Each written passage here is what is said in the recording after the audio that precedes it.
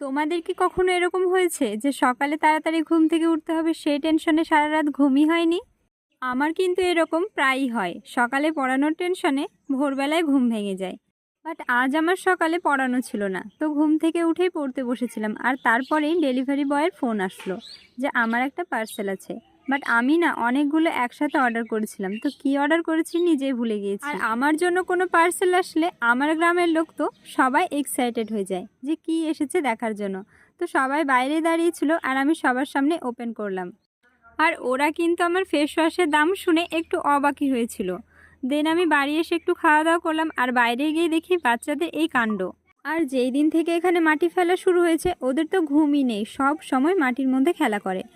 তারপর ঝটপট স্নান করে রেডি হয়ে গেলাম পঞ্চায়েতে, আমার একটু কাজ ছিল সেই জন্য। তো আজকে এই পর্যন্তই থাকলো, দেখা হচ্ছে নেক্সট ব্লগে। আর তোমাদের ভিডিওটা কেমন লাগলো অবশ্যই কমেন্টে জানিও।